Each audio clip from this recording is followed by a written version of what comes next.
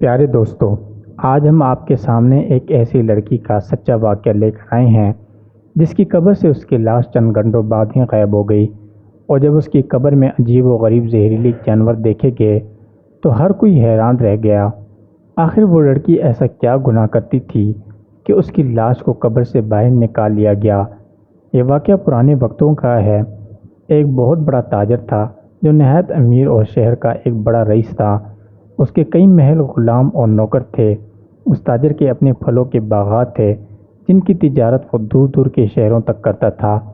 تاجر کی صرف ایک ہی بیٹی تھی جس کا نام نور جہان تھا۔ تاجر نے یہ نام بڑے پیار سے رکھا تھا کیونکہ کئی سال شادی کے بعد اس کے ہاں اولاد ہوئی تھی۔ نور جہان اس کے لیے رب کا خاص انعام تھی۔ تاجر اپنی بیٹی سے بے حد محبت کرتا تھا۔ اس کی ہر فرمائش کو پورا کرنا وہ اپنا فرض سمجھتا تھا۔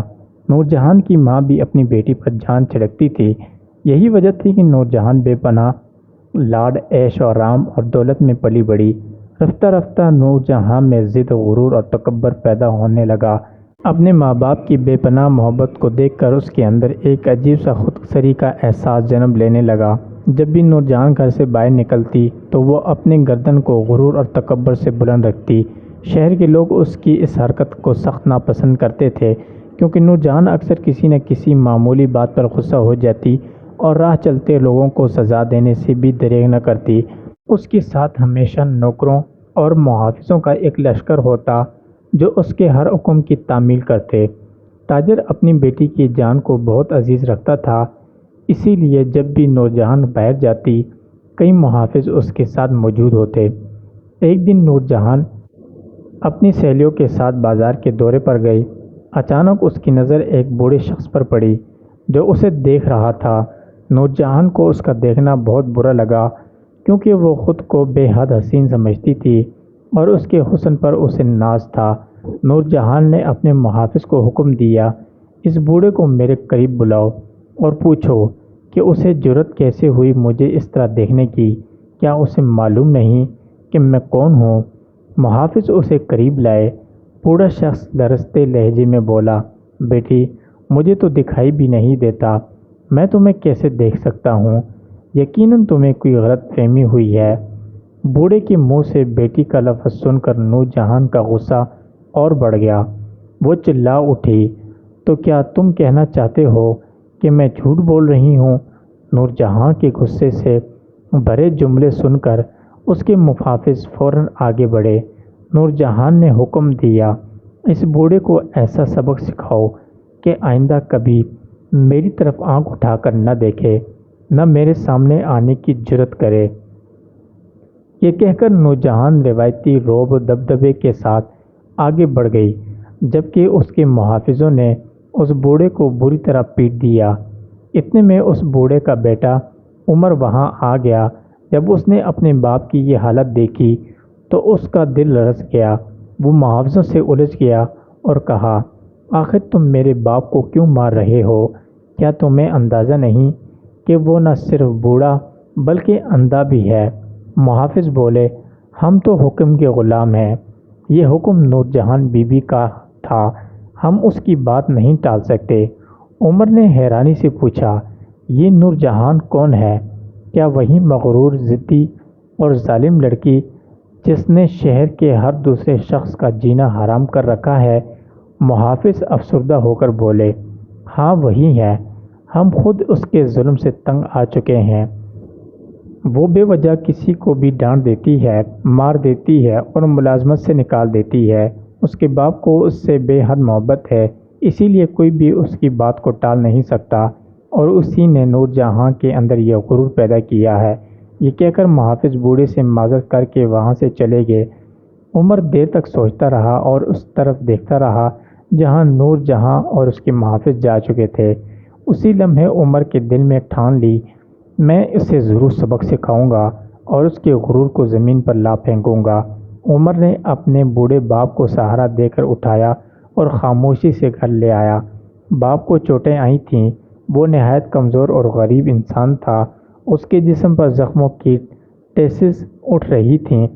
عمر نے اسے بستر پر لٹا کر مرہم پٹی کی اور ہر طرح سے اس کی خدمت کرتا رہا۔ 3 دن بعد بوڑھے کی طبیعت کچھ سنبھلنے لگی، لیکن عمر کا دل اب بھی غصے اور انتقام سے بڑا ہوا تھا۔ وہ نور جہان کی زیادتی کو بھولا نہیں تھا۔ اس دن کے بعد عمر نے فیصلہ کر لیا تھا کہ وہ نور جہان کو ایسا سبق سکھائے گا کہ وہ اپنی ساری زندگی یاد رکھے گی۔ چند دن گزرے اور عمر نے خاموشی سے اپنے منصوبے پر عمل کرنا شروع کیا۔ ایک رات جب شہر پر خاموشی کا عالم طاری تھا اور بازار و گلیاں سنسان تھی، عمر چپکے سے نور جہاں کے محل نما گھر کی طرف روانہ ہو گیا۔ یہ وہ وقت تھا جب اندھیرا پھیل چکا تھا اور محل کے اندر یہاں وہاں مشعلیں جل رہی تھیں۔ عمر کو محل کا ہر کونا معلوم تھا، کیونکہ وہ پہلے جادو سیکھنے کے دنوں میں اس علاقے میں آیا کرتا تھا۔ وہ محتاط قدموں سے چلتا ہوا نور جہاں کے کمرے تک جا پہنچا۔ نور جہاں کا کمرہ کسی شاہی محل سے کم نہ تھا۔ وہاں ہر طرح کی آسائش، قیمتی چیزیں اور آرام دہ بستر موجود تھا۔ اس طرح نور جہاں اپنے نرم و نازک بستر پر لیٹی ہوئی تھی، لیکن ابھی جاگ رہی تھی۔ عمر پردے کے پیچھے چھپ کر اسے دیکھنے لگا۔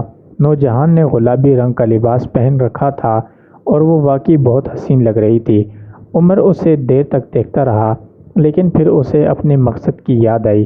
اسی لمحے ایک عجیب واقعہ پیش آیا۔ نور جہاں کو اچانک ایک سانپ نے ڈس لیا۔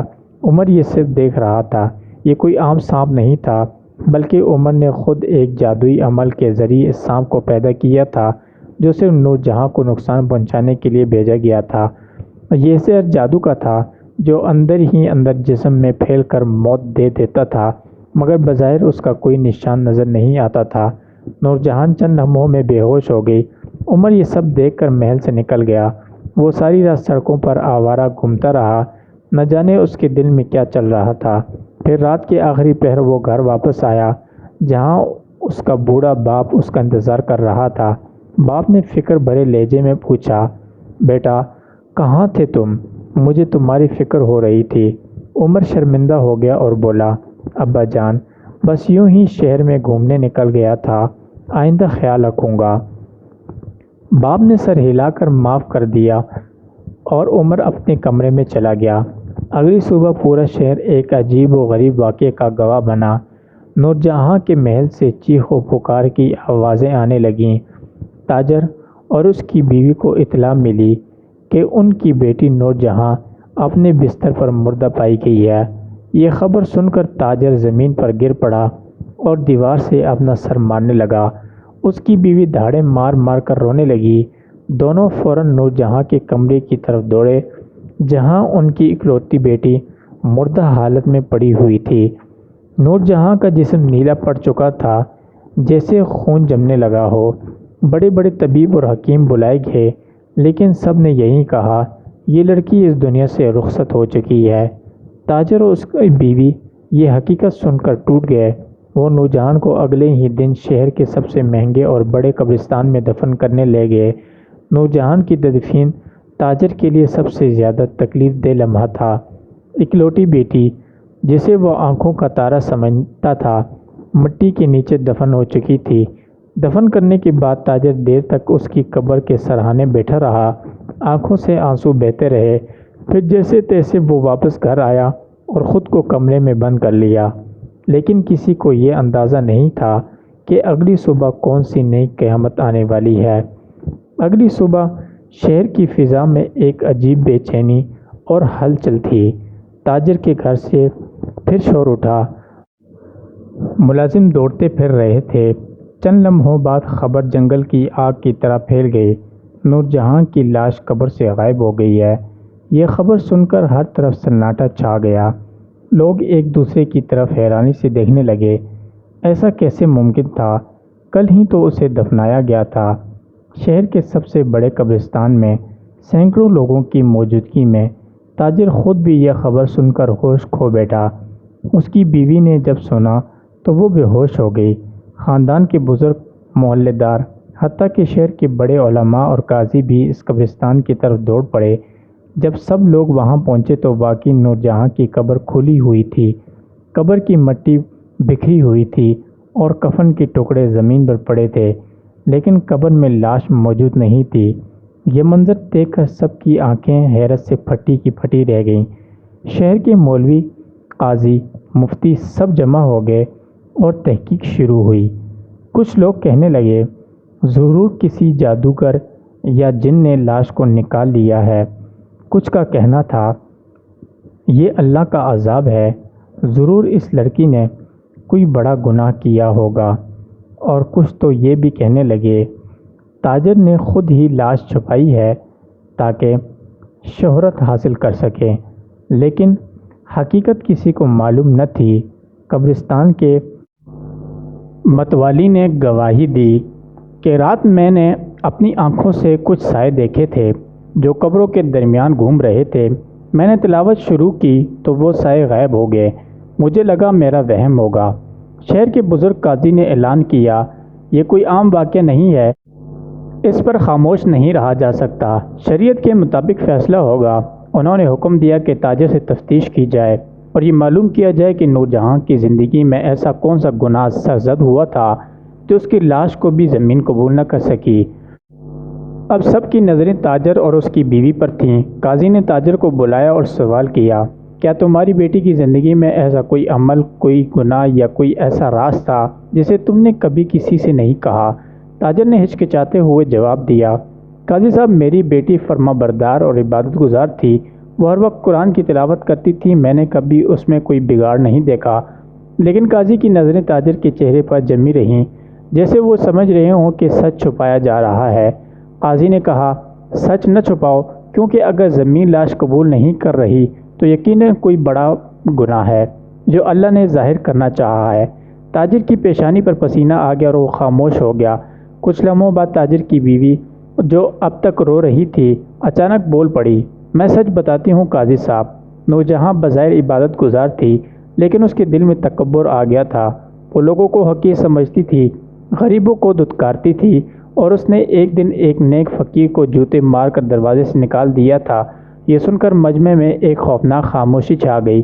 قاضی نے فوراً کہا یہی وہ گناہ ہے، غرور، تکبر اور اللہ کے ولی کی بے عزتی۔ اللہ ایسے شخص کی لاش زمین میں نہیں رہنے دیتا۔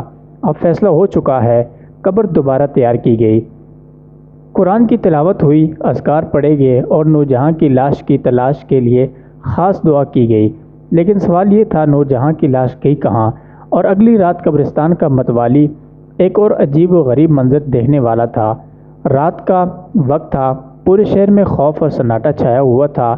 تاجر کے گھر میں ماتم اور افسوس کا ماحول تھا، لیکن سب سے زیادہ بے چینی قبرستان کے متوالی کو تھی، جس نے پچھلی رات کچھ سائے قبروں کے ارد گرد گھومتے دیکھے تھے۔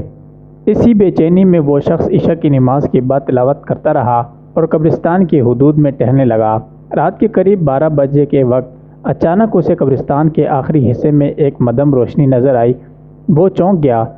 دھڑکتے دل کے ساتھ اس نے قرآن مجید کو مضبوطی سے تھاما اور آہستہ آہستہ روشنی کی طرف قدم بڑھانے لگا۔ جیسے جیسے وہ آگے بڑھتا گیا اسے صاف سنائی دینے لگا لا لا لا، میں زمین میں دفن نہیں ہو سکتی، مجھے معافی نہیں ملی، مجھے معافی نہیں ملی۔ یہ آواز لڑکی کی تھی۔ نورجہاں کی آواز متوالی کی روح تک کانپ گئی۔ اس نے تلاوت بلند آواز میں شروع کر دی اعوذ باللہ من الشیطان الرجیم بسم اللہ الرحمن الرحیم۔ اسی لمحے وہ روشنی ایک دم غائب ہو گئی، آواز بند ہو گئی اور قبرستان میں ایک دم تاریکی چھا گئی۔ متوالی فوراً بھاگتا ہوا محلے کی مسجد کے امام صاحب کے پاس پہنچا اور انہیں پوری بات بتائی۔ امام صاحب نے دوسرے علماء کو بلایا اور اگلی رات سب نے فیصلہ کیا کہ وہ لوگ قبرستان میں اجتماعی تلاوت اور ذکر کریں گے۔ اگلی رات امام، علماء، قاضی اور تاجر خود بھی قبرستان میں موجود تھے۔ تلاوت، اذکار اور دعائیں شروع ہوئیں۔ آدھی رات کے قریب اچانک کچھ ہلچل محسوس ہوئی۔ قبرستان کے ایک کونے سے ایک چیخ کی آواز آئی مجھے معاف کر دو، میں نے تکبر کیا تھا، میں نے نیک بندے کو ذلیل کیا تھا۔ لوگوں کے چہروں پر ہوائیاں اڑنے لگیں۔ قاضی صاحب نے فوراً اعلان کیا اللہ کے بندو، یہ عبرت ہے ان تمام کے لیے جو نیکی کا لبادہ اوڑھ کر دل میں تکبر رکھتے ہیں۔ وہ لڑکی جو ظاہراً نیک تھی مگر دل سے غرور اور حقارت میں ڈوبی ہوئی تھی، آج اللہ نے اس کے انجام کو سب کے سامنے ظاہر کر دیا۔ پھر قاضی نے سب سے کہا آؤ ہم سب اجتماعی طور پر نورجہاں کے لیے دعائے مغفرت کریں، شاید اللہ تعالیٰ اس پر رحم فرما دے۔ سب نے ہاتھ اٹھا دیے۔ سارے شہر نے اجتماعی دعا کی۔ مساجد میں اعلان ہوا کہ تکبر، ریاکاری اور اللہ کے بندوں کی توہین کرنے سے باز رہو، مگر ایک سوال اب بھی باقی تھا، نور جہاں کی لاش اب کہاں ہے؟ اور اس کا جواب ملا۔